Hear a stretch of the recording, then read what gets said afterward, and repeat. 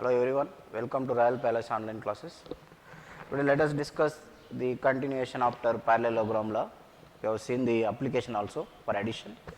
Now there is one more law called triangle law. I will explain triangle law and we will see one of its application. Triangle law is also used for addition. For adding two vectors we can use triangle law. Even for subtraction also we can use. For addition and subtraction we can use triangle law. What the statement is, if two vectors represent two adjacent sides of a triangle taken in an order both in magnitude and direction. That means let us consider this as A bar, this as B bar. You can observe, first I have drawn A, next B, both are taken in one direction like this, anti-clockwise direction. A bar, afterwards I have drawn B bar.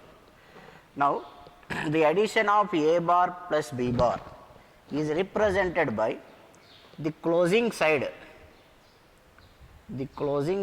taken in the reverse order, opposite direction. Closing side you have to take in this direction. Let us take this as C bar. C bar is nothing but A bar plus B bar. C bar is the closing side of the triangle taken in reverse direction. This is one direction, this is another direction. A bar plus B bar. C bar you are taking in opposite direction. You can observe here. Let us take this side as P, Q, R. P to Q. PQ represents A bar. From P to Q I have taken A bar. Next Q to R. Q to R I will take it as B bar.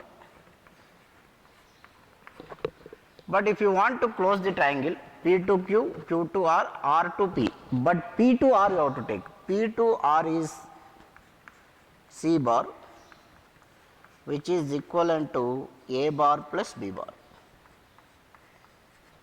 If two vectors represent two adjacent sides of a triangle both in magnitude and direction taken in one order, then the closing side of the triangle taken in reverse order gives the resultant of those two vectors both in magnitude as well as direction. That is the statement of triangle law. You can see here. See, just without vectors you take the triangle P, Q, R. So I want to draw a triangle P to Q, Q to R, and closing will be R to P, R to P. But according to triangle law, if two vectors represent, this is one vector, this is P to Q is one vector, next Q to R, Q to R is another vector, this is B bar, this is A bar. So you can observe here, I have taken in one direction only, directly I can draw like this. And when I am closing, this should be my direction, I should come like this, but taken in reverse direction. This is nothing but C bar, which is equivalent to A bar plus B bar, which is equivalent to A bar plus B bar. So that is what triangle law says. If two vectors represent two adjacent sides of a triangle both in magnitude and direction taken in one order, then the closing side of the triangle taken in reverse order will give the resultant. So this is another form of parallelogram law. How can we prove that it is a parallelogram law? See, let us observe carefully here. We can convert this triangle law into parallelogram law. This is A bar, okay. This is B bar, okay. Okay, this is B bar, this is A, this is B. Now according to the definition I have taken this in one direction like this. So I should not continue the same direction. So this is the resultant. The resultant is this. This is the resultant, right? Now this is B, I can draw one more B here, exactly parallel line I can draw here, exactly parallel line. I can draw an exactly parallel line to B bar. Okay. Now I draw another parallel line.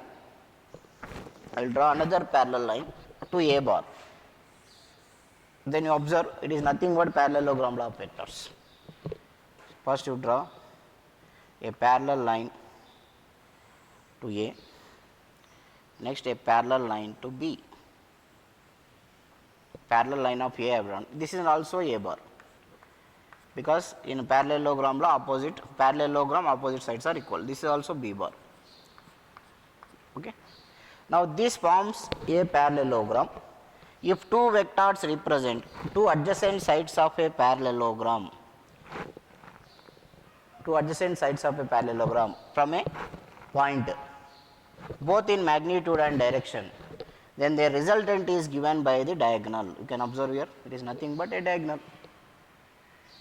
It means here you are drawing one more, like this you can draw. This will become a parallelogram law. Both are same. Either you can use triangle law, either you can use parallelogram law. Formula you can take from parallelogram law to find the direction of resultant. This is the condition. Okay. These are the two vectors representing a triangle. These are the two vectors representing a parallelogram. If two co-initial vectors represent two adjacent sides of a parallelogram, both in magnitude and direction, then the resultant is given by the diagonal passing through the same point, both in magnitude as well as direction. So this is about triangle law. And there is one more law which is called as polygon law. Polygon law means if many vectors are there, suppose I have 4 to 5 vectors, this is A, this is B, A bar, B bar, this is C,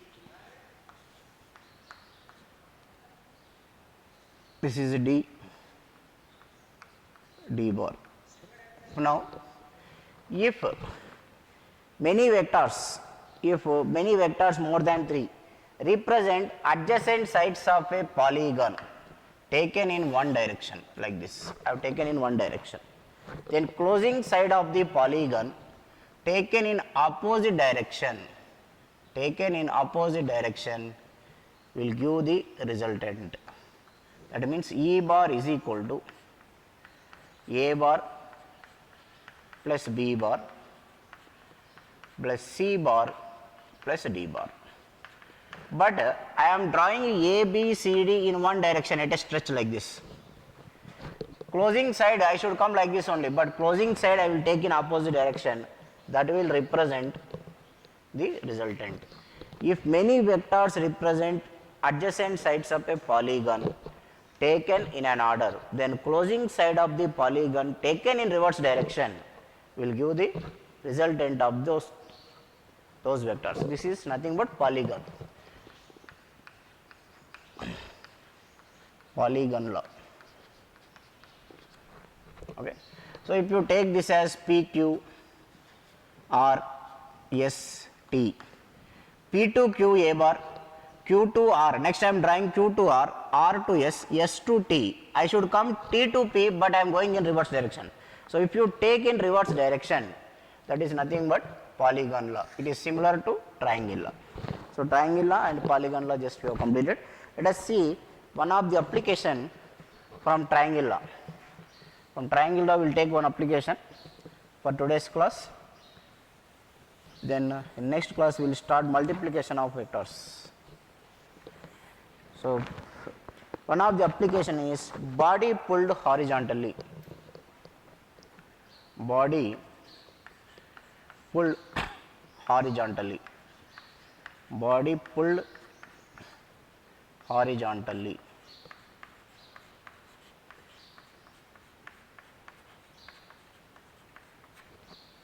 Body pulled horizontally.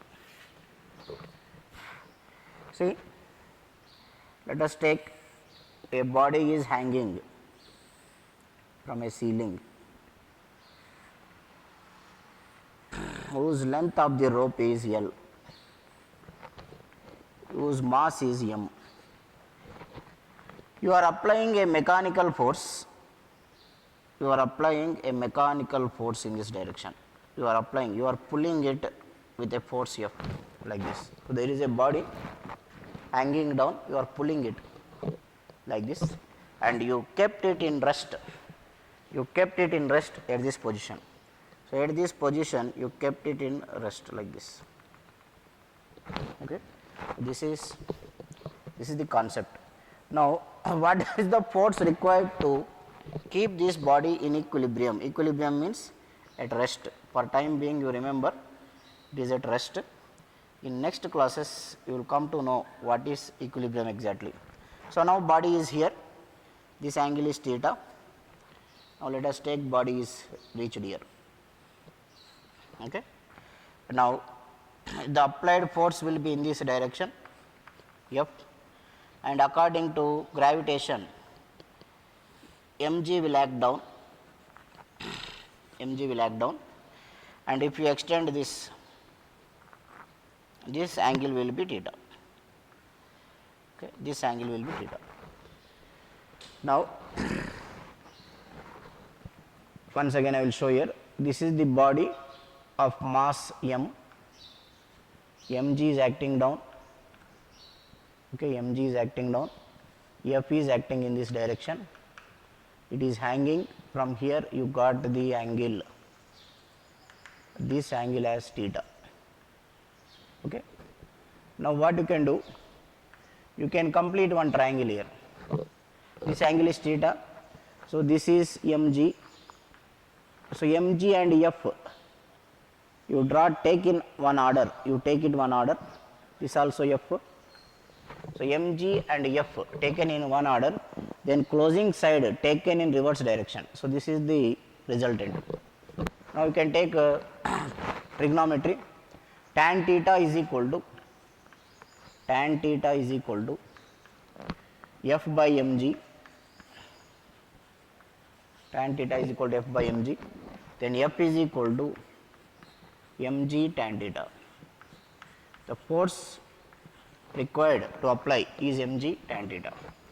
Next, you can take the resultant net force, F net. Net force is equal to root of, these two vectors are perpendicular, therefore root of f square plus mg whole square, because p square plus q square plus 2ab cos 2pq cos theta, that is parallelogram law you apply. You see the applications of parallelogram law. When angle between them is 90, it is nothing but root of a square plus b square. So one vector is f, another vector is mg. So this is f net. And next, this is the net force. You can take sin theta also. Sin theta is equal to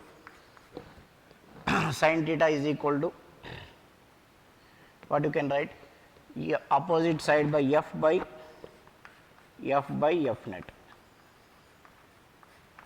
Cos theta is equal to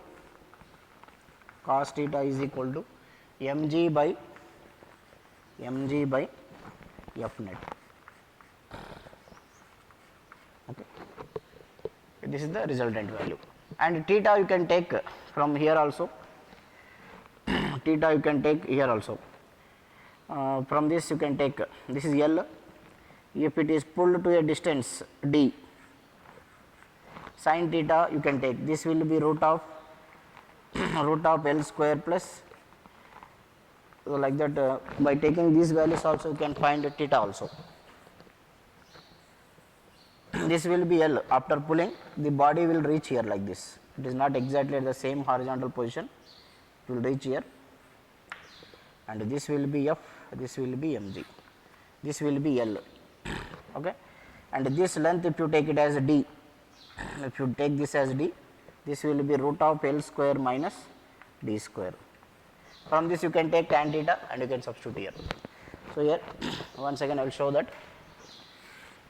body is hanging down, this is L, but after pulling it horizontally, body will reach certain height here, body will reach certain height like this.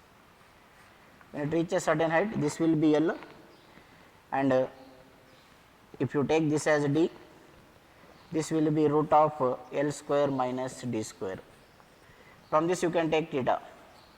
From this you can take theta. Tan theta is equal to tan theta, you can write opposite side by adjacent side, D by root of L square minus D square. Otherwise, you can just remember this, F is equal to mg tan theta. Okay. This is about the body which is pulled horizontally. Okay. Just take this and you can write the notes, and thank you everyone for joining me.